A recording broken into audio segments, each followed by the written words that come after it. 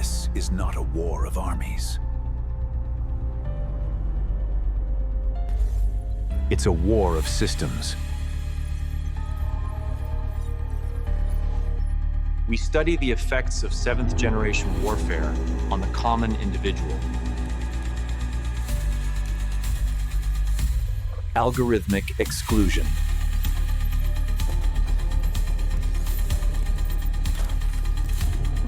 Infrastructure coercion. It shapes what you see. What you buy. And what you fear. We study on how seventh-generation tools touch daily life.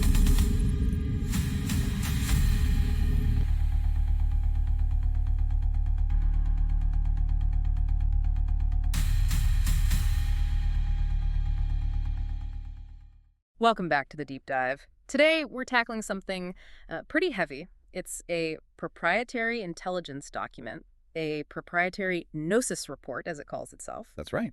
And it's focused squarely on the migration flow through the Daríen Gap. But it frames it in a really stark way, doesn't it? Not as a crisis, but as a, well, calculated operation. It even gives it this jarring name, the Soma War Vector. It does. And to really understand the report's perspective, we have to get comfortable with its specific terminology. It's crucial. Okay, let's break that down first then. So when the report talks about the aletheia, it means the kind of raw, verifiable truth behind any narrative, the objective reality. Got it. Aletheia is truth. What about Soma? Soma refers to the physical facts, the kinetic reality on the ground, things you can, measure or observe directly, people moving, infrastructure being built, that sort of thing. Okay, physical facts. And the last key term. That's the oikos. And this one is really central for you, the listener.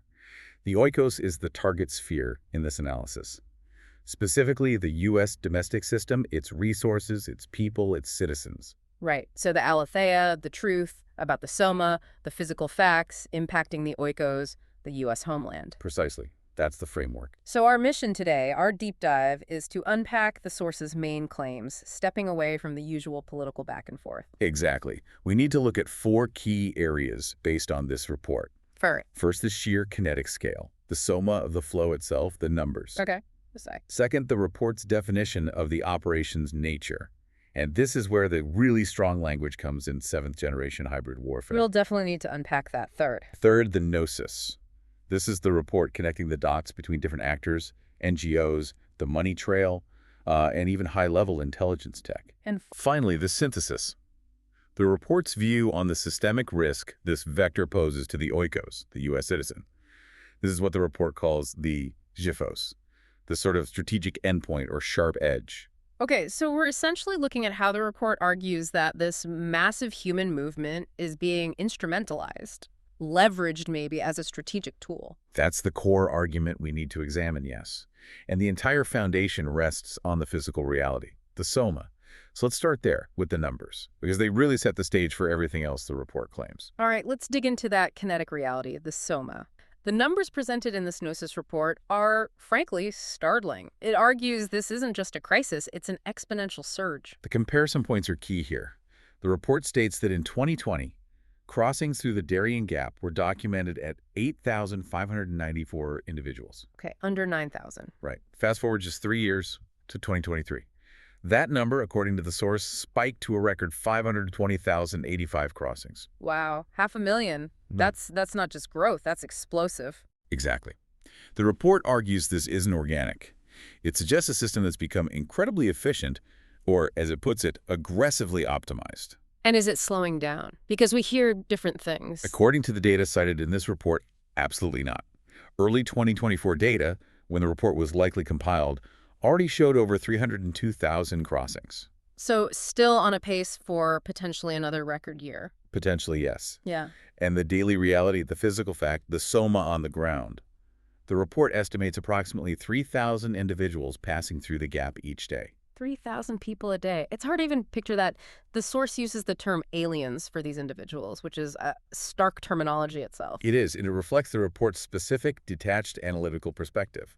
But that volume, that consistent accelerating volume, is the first piece of SOMA data the report uses to challenge any narrative of just random, disorganized movement. Okay, volume is one thing. What about direction? Is it really all heading one way? Well, the report argues very strongly that the flow is highly directional, not random at all. Towards the U.S. Explicitly, the source cites survey data, presumably collected along the route, or from intelligence sources, indicating that 96% of migrants surveyed state the United States is their intended country of destination. 96%, that's incredibly focused. And it's this combination, the massive scale, the acceleration, and that high degree of directional focus that leads the report to conclude this isn't accidental. It calls it successful channel optimization.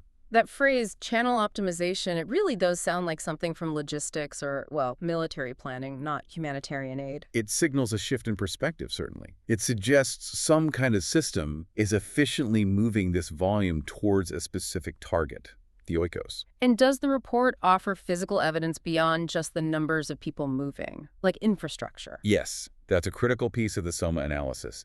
The report details physical evidence suggesting the flow is being actively supported and, again, optimized. It claims the infrastructure supporting the movement is at least 5 times bigger than what was previously understood or assessed. This includes things like logistical hubs, way stations, transit facilitation. 5 times bigger.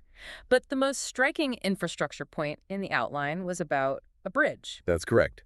This is presented as a major piece of kinetic evidence. The source reports that a physical bridge is, right now, being actively built. Where and why? To open that road is the phrase used, specifically referring to Highway 1, the Pan American Highway, where it's currently interrupted by the Darién Gap. So finally connecting the highway through the gap, that would be huge economically, wouldn't it? It would. But the report emphasizes a specific detail about this construction. The description. This bridge, according to the source's intelligence, is being built big enough for tanks. Big enough for tanks. Okay, that definitely shifts the context. It does. Think about that implication. Even if the stated purpose is civilian or commercial trade, building infrastructure with a capacity to handle heavy military vehicles fundamentally changes the strategic landscape there. It moves it from just a migration route to potentially a military-grade corridor. That's the potential the report highlights. It changes the long-term strategic calculus for the entire region, regardless of immediate intent. So, summing up part 1, the report claims the physical reality, the SOMA, shows a massive, accelerating, highly organized kinetic flow aimed squarely at the U.S. oikos and supported by rapidly expanding infrastructure, some of which might even have military potential. That's the foundation laid out by the source, yes. Which leads us directly into how the report claims this reality is obscured. Okay, so if the physical reality is that stark according to the report, why isn't it universally seen that way? This is where the report brings in the idea of the smog of war, right? The narrative cover. Exactly. This section dissects what it calls the pseudos, the strategic lie, or the misleading narrative, and contrasts it sharply with what the source asserts is the aletheia, the strategic truth hidden by the smog. And who does the report blame for creating this smog? It points fingers directly at what it terms the hollow crown, which, we should clarify, is the source's critical, almost derogatory term for the current U.S. administration. It argues the administration's psychological messaging, its psyche war logos, pushes a specific narrative. Which is? That this massive flow is essentially a spontaneous humanitarian phenomenon, driven by poverty, violence, climate change, factors that elicit compassion. And it highlights the role of NGOs here too, doesn't it? Yes, it notes that the overt motives stated by many facilitating NGOs are often rooted in genuine faith-based doctrines.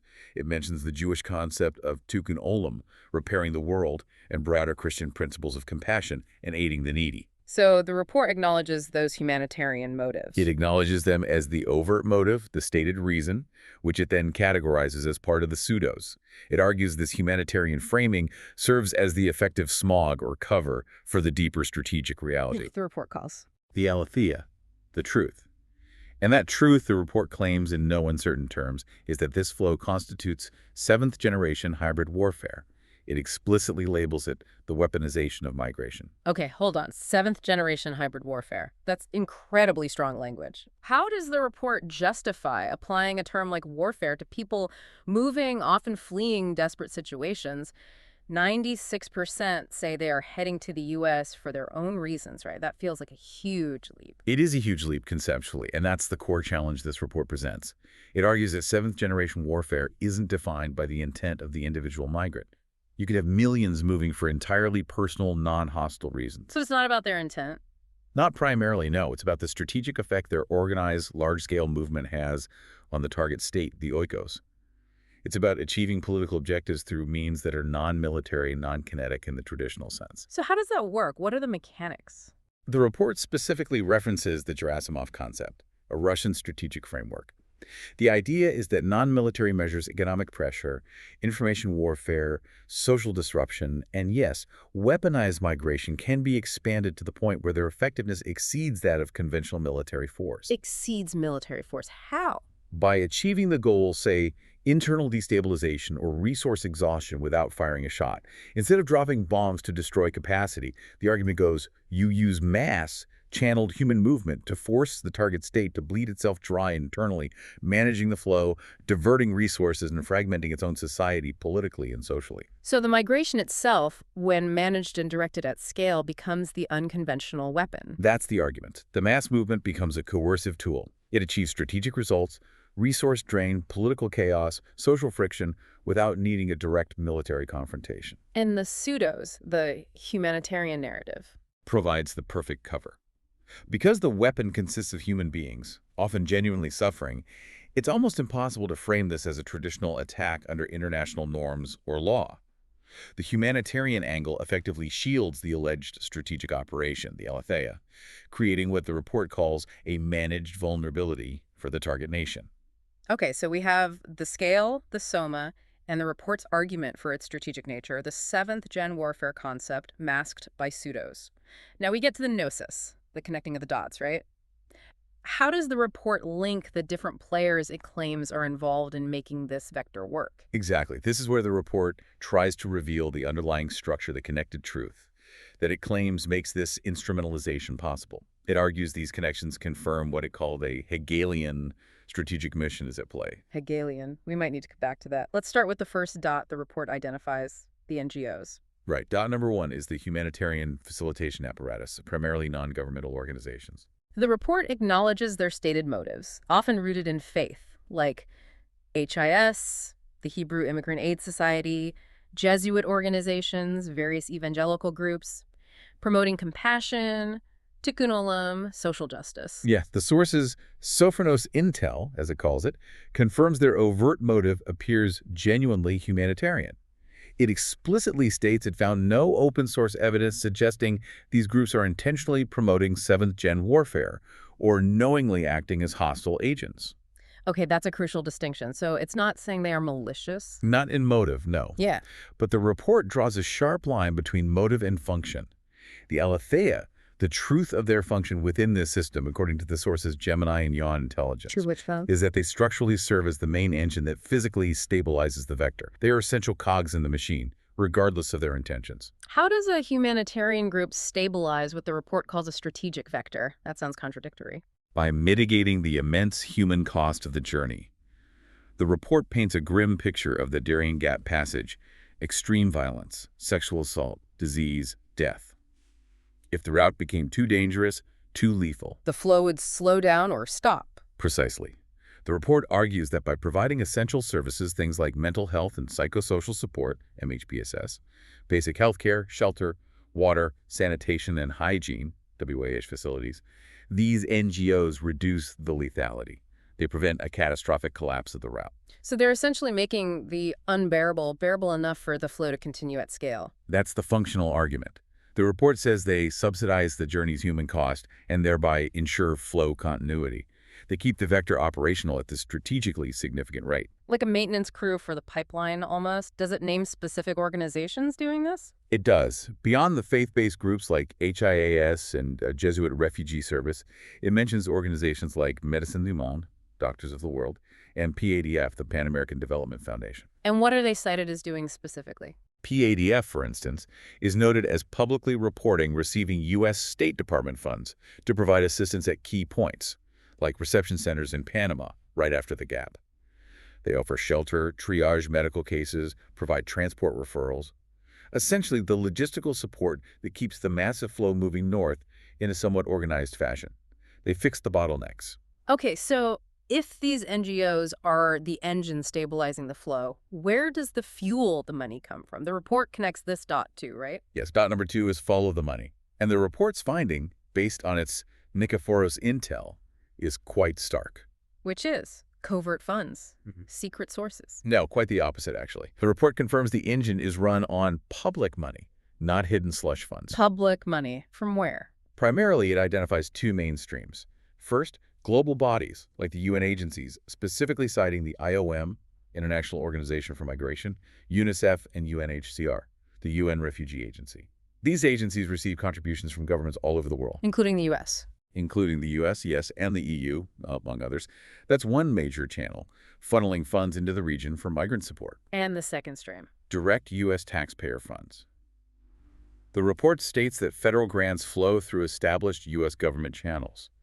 It names the State Department's Bureau of Population, Refugees, and Migration, PRM, and the Department of Health and Human Services Office of Refugee Resettlement, HHSORR. And these funds go to the NGOs operating along the route. To the regional and eventually domestic NGOs providing the stabilization services we just discussed, yes. The report mentions an actionable verification path. Does that mean this funding is traceable? It suggests it is. For someone determined, the report implies you could potentially track large federal grants using public resources like usaspending.gov and then cross-reference those grants with the NGO's own public financial disclosures, like their IRS Form 990s. So the implication here, according to the source, is that U.S. policy, regardless of the political rhetoric from the holocron, is functionally funding the stabilization of this migration vector. That's the core argument, yes. By funding management and humanitarian aid within the transit countries, rather than implementing what the report considers definitive deterrence to stop the flow before it reaches the U.S. border, the U.S. government, through these mechanisms, effectively accepts and facilitates the movement northward. It validates the vector's instrumentalization in the report's view. All right, this next dot sounds particularly charged. The report talks about an Israeli dot connecting Unit 8200 or Mossad. There's been a lot of speculation, maybe pseudos, as the report would say, about foreign intelligence funding these routes. What did the source find? This is where the report makes a very specific claim and also a very specific denial. It directly addresses that speculation. Yeah. And its Nikephoros intel explicitly states no credible open source evidence that intelligence services finance NGOs operating the Darién route.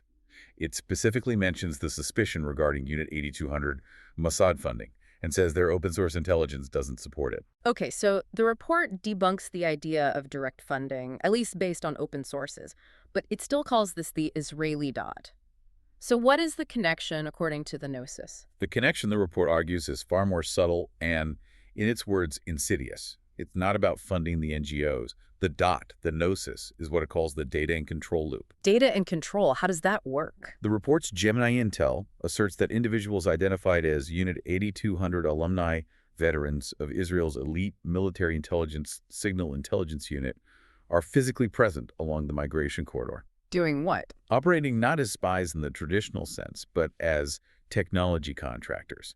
It specifically names major Israeli defense and cyber intelligence firms like Elbit Systems and Cognite as having a presence. Okay, contractors. What's their mission? They're a gauge, according to the report. Their mission, the report claims, is to harvest the intelligence goldmine that this chaotic situation produces. Intelligence goldmine, meaning what kind of data? OSINT, open source intelligence, and SIGINT, signals intelligence.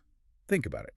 A massive, relatively uncontrolled flow of people from all over the world carrying phones, using money transfer systems, interacting with various networks. It creates a huge amount of data. An unparalleled amount, the report suggests. Yeah. Real-time data on global migration patterns, the methods and structures of transnational criminal organizations running the smuggling routes, financial transaction networks, communication patterns, and crucially, the potential to track adversarial state assets, spies, operatives embedded within that human stream. So the chaos itself becomes a valuable intelligence resource. Extremely valuable, according to this analysis.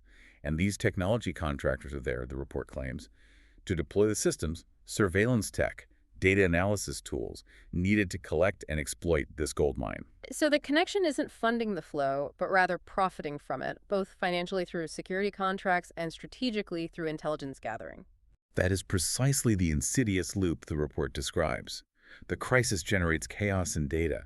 The tech sector provides tools to manage and monitor the chaos, reaping profits from contracts, often funded by the same public money streams.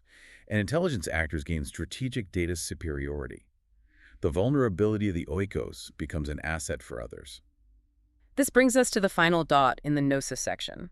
The role of the U.S. administration, the Hollow Crown, and what the report calls systemic complicity, or even kabuki theater. Right. The report argues, based on its Sofronos and Yon intel, that there's evidence of systemic complicity in allowing the vector to persist. It points to policy choices that prioritize management over prevention. Does it give specific examples? It does cite, for instance, DHS Secretary Mayorkas' prior role on the board of HIS, one of the NGOs involved in migrant assistance. It also mentions an instance of him allegedly bringing funds to a specific camp, which the report calls China Camp, though details are sparse in the outline provided. The implication is that ties and actions demonstrate a leaning towards management, not blockage. But what about periods of aggressive enforcement? The report mentions the Trump administration. Was that just kabuki, just political theater? This is where the analysis gets complex. The report's Sofronos intel pushes back against the idea that it was just for show. It states, not just show. The fight is real, not facade. Meaning the enforcement had real effects. Yes. The report acknowledges that actions like mass deportations and the use of certain executive orders did lead to measurable results, citing drops in crossings by 30–50% during specific periods after those policies were implemented. So the fight was real, but there sounds like a but coming. The report's higher-level Gemini intel frames even this real fight within a larger strategic context. It suggests the entire dynamic, the Soma war crisis itself, the political battle between facilitation and enforcement, even the temporary successes of crackdowns, and other geopolitical events cited like the Venezuela distraction is part of the Hollow Crown's overall Hegelian agauge or mission. Okay, we need to pause on Hegelian again. How can the conflict itself serve the mission? What does that mean in this context? The Hegelian dialectic concept, as applied here by the source, suggests a process. You have a thesis, the initial problem or a situation in this case, the migration crisis. Then you have an antithesis, the opposing force or reaction like political demands for enforcement or the enforcement actions themselves. Thesis, antithesis, leading to synthesis. Exactly. The synthesis is the third outcome, often unintended by the participants in the conflict, but perhaps deliberately fostered or exploited by strategic actors. In this case, the report argues the synthesis is a state of managed perpetual instability. The system ensures the flow broadly continues, stabilized by NGOs and funding, while the political theater of enforcement ebbs and flows, creating noise and distraction, but ultimately channeling the chaos into a predictable, ongoing vulnerability for the oikos. The conflict prevents a decisive resolution. So if the report's gnosis argues this vector is stabilized, funded, and even exploited for data, the next logical step is analyzing the impact on the target, the oikos, the U.S. citizen, and system. This is where the hybrid warfare objectives become concrete, right? Precisely. This part of the report details the specific internal strains and systemic risks that the Soma war vector allegedly imposes, fulfilling the objectives of seventh-generation warfare by attacking the target state from within, using non-military means, ###A, fiscal and resource erosion, the weaponized debt. The first major impact area is financial, what the report calls fiscal, erosion, or even weaponized debt. Yes, this is seen as a primary objective, forcing the target state to hemorrhage resources internally. The money spent managing the consequences of the flow is money that cannot be spent on other critical needs, defense, infrastructure, citizen services. It's a strategic drain achieved without a single bomb being dropped. Does the report give concrete examples of this cost? It uses municipal data points to illustrate the scale. The line highlights Chicago, projecting that city taxpayers would spend at least $220 million in 2024 just on migrant care, housing, food, services. $220 million in one city for 1 year. And it notes this contributes to a much larger projected budget shortfall for the city, nearly $1 billion, $982 million for 2025, according to the source. That's staggering. And that money has to come from somewhere, right? It's being diverted. That's the core point. It represents a direct, measurable loss of capacity.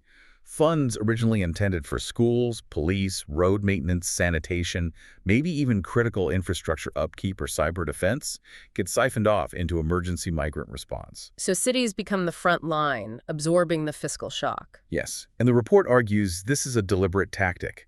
When cities like San Diego or New York are forced to stand up massive temporary shelters, repurpose facilities, and redirect law enforcement and public health staff, it creates immense internal strain. This continuous triage, this resource bleed, is framed as a strategic victory for any adversary leveraging this hybrid warfare tactic. ###baby, security compromise, adversarial infiltration. Beyond the financial costs, the report raises serious security concerns. This seemed like the most direct, almost kinetic risk, using the flow for cover. Absolutely. This is framed as potentially the most catastrophic kinetic risk downstream.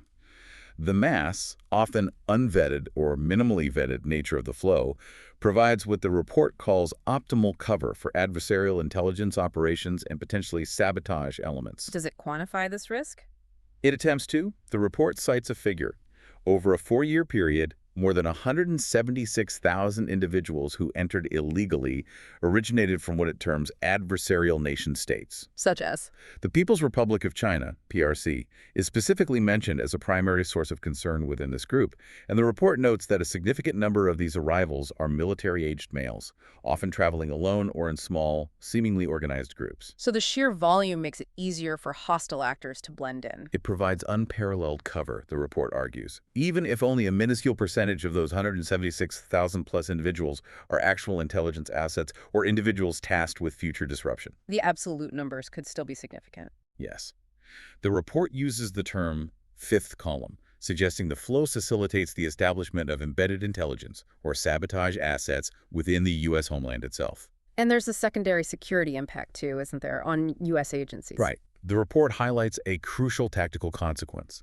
The relentless pressure of managing this massive daily influx forces U.S. security personnel, Border Patrol, ICE, even counterterrorism units, supporting them to divert the vast majority of their time and resources towards administrative tasks. Like processing, transportation, basic care. Exactly. Paperwork, logistics, humanitarian functions.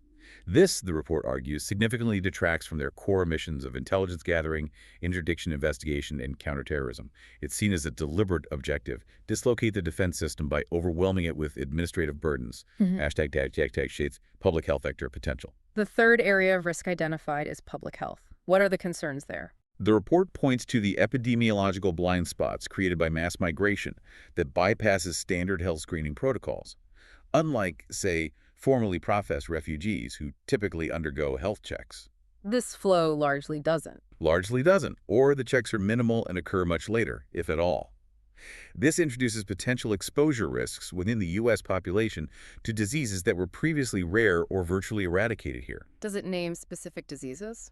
The source material mentions concerns about things like MRSA, methicillin-resistant Staphylococcus aureus, certain strains of drug-resistant tuberculosis, TB, and even communicable conditions like scabies being reintroduced or spread more easily. And the journey itself probably makes things worse. Absolutely.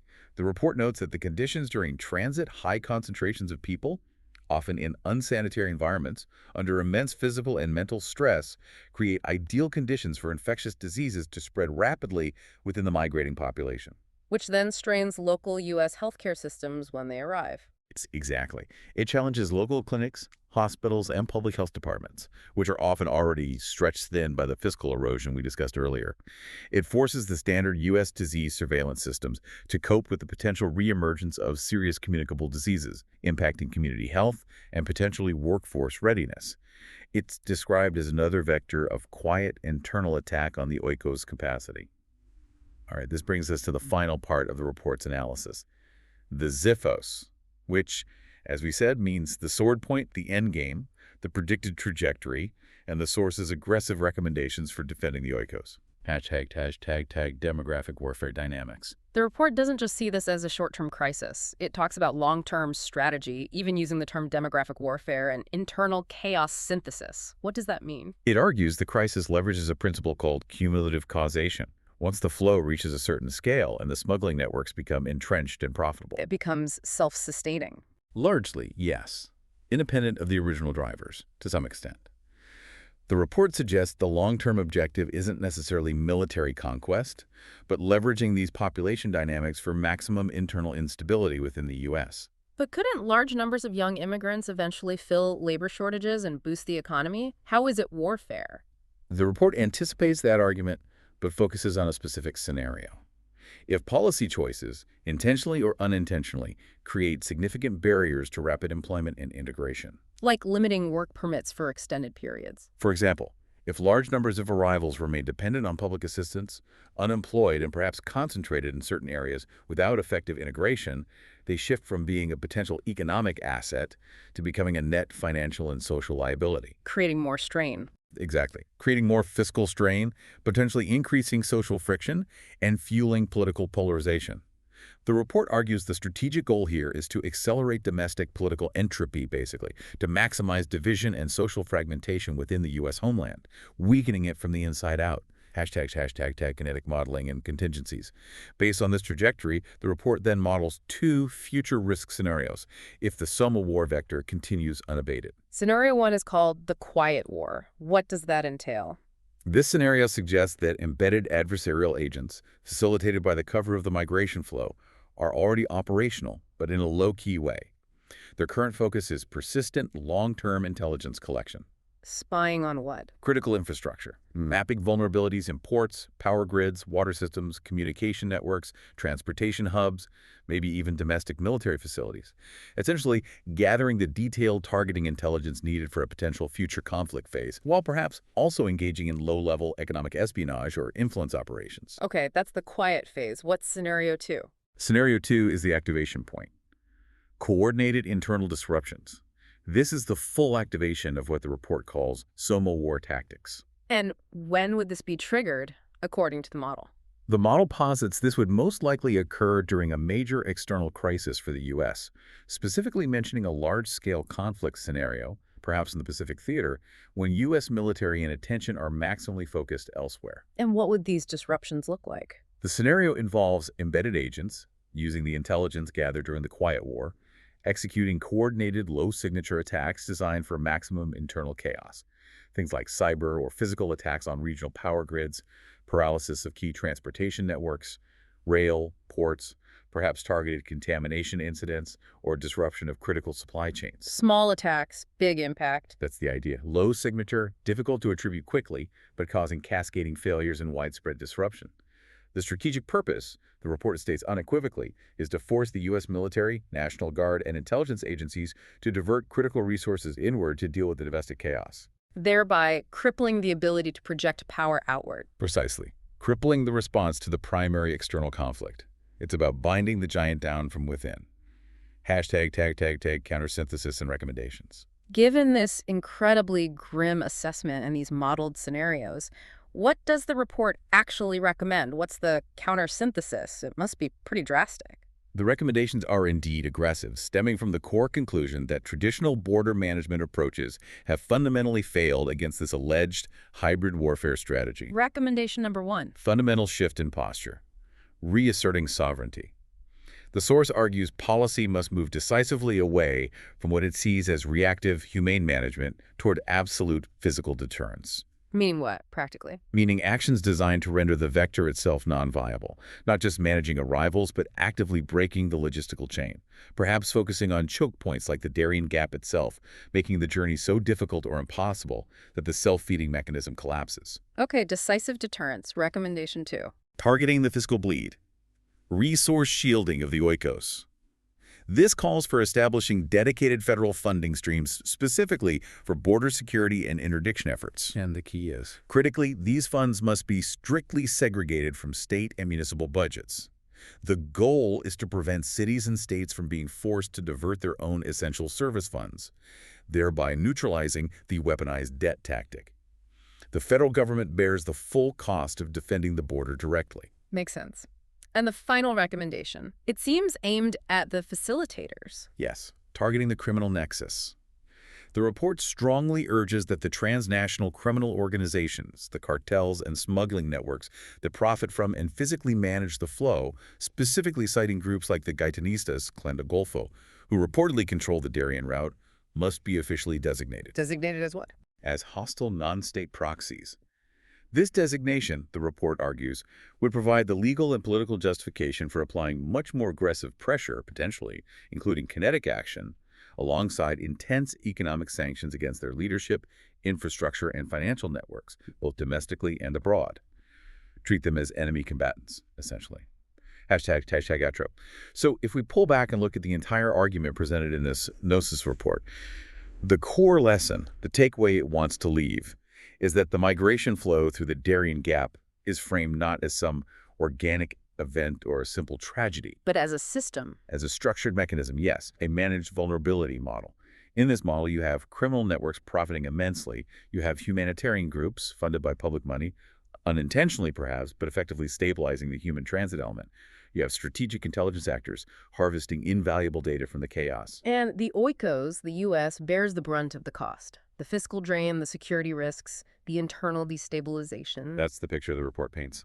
It brings us back to that Hegelian concept you mentioned, the synthesis. Right. The report frames it as thesis, the crisis itself, the mass movement; antithesis, the political responses, the management efforts, the enforcement debates; synthesis, the resulting outcome, which the report claims is this dangerous, sustained state of strategic instrumentalization where the vulnerability is perpetuated and exploited. The Soma war vector, in this view, suggests the threat isn't just at the gate, but maybe within the system itself, eroding the Oikos' ability to function and defend its interests globally. It leaves us, and you the listener, with a really challenging final thought, stemming directly from that data and control loop finding. Which is? If the verifiable data, according to this source, indicates that major intelligence actors are indeed harvesting high-value intelligence from a crisis that simultaneously costs U.S. citizens potentially billions in resource diversion and demonstrably compromises national security, Like what? then the critical question for the Oikos becomes, does the very concept of domestic sovereignty still hold its traditional meaning?